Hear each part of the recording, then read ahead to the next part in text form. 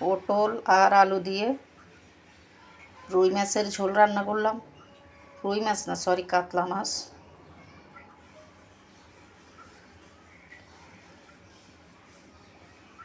আদা দিয়ে কষিয়ে ভালোভাবে গরম মশলা দিয়ে নামিয়ে নিলাম। সেই স্বাদের তরকারি হয়। পটলের তরকারিতে আদা দিয়ে কষাইতে হয়। পটলে একটা গন্ধ আছে গায়ে। গরম মশলা দিলেও টেস্ট বাড়ে, অনেক স্বাদ হয়।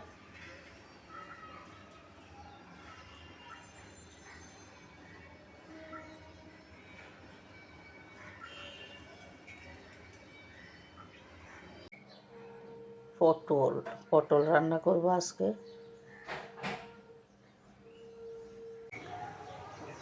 পটল কেটে নিলাম, একদম বড় বড় করে টুকরা করলাম, যেহেতু ঝোল করব মাছ দিয়ে। সাথে আলুও কেটে নিলাম লম্বা লম্বা করে, পটলের মতো করে। কম মশলা দিয়ে পাতলা করে ঝোল করব। গরমের দিন মানেই পাতলা ঝোল, কম মশলা, ভালো লাগে। আলু পটল ধুয়ে নিলাম, এখন রান্নায় যাব। তেলে 5 ফোড়ন দিয়ে আলু আর পটল দিয়ে দিলাম। এখন বাফিয়ে নিব আগে, মানে একটু কষিয়ে নিব।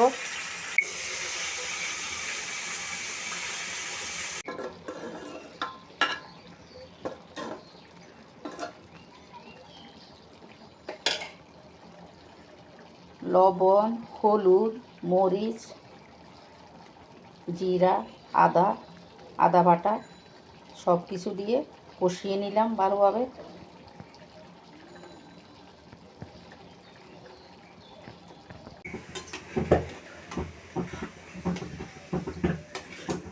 ঝোল দিয়ে দিলাম।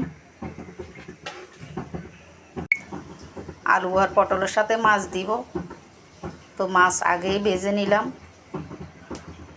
লবণ, হলুদ, মরিচ দিয়ে। এখন দিয়ে দিব মাছের তরকারির ঝোলে। এক এক করে ভেজে রাখা মাছ দিয়ে দিচ্ছি।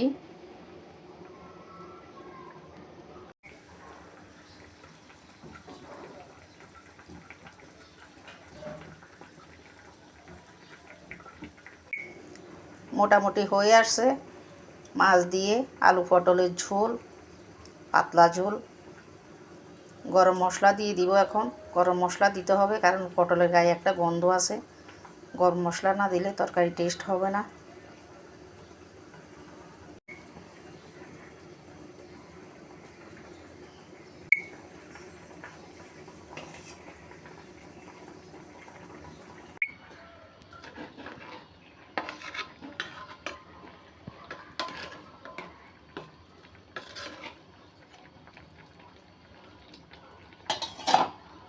রান্না হয়ে গেল আলু পটলের কাতলা মাছ দিয়ে পাতলা ঝোল।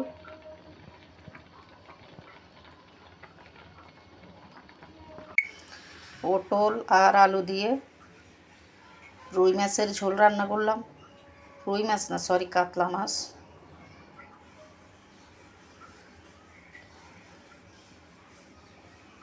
আদা দিয়ে কষিয়ে ভালোভাবে গরম মশলা দিয়ে নামিয়ে নিলাম। সেই স্বাদের তরকারি হয়।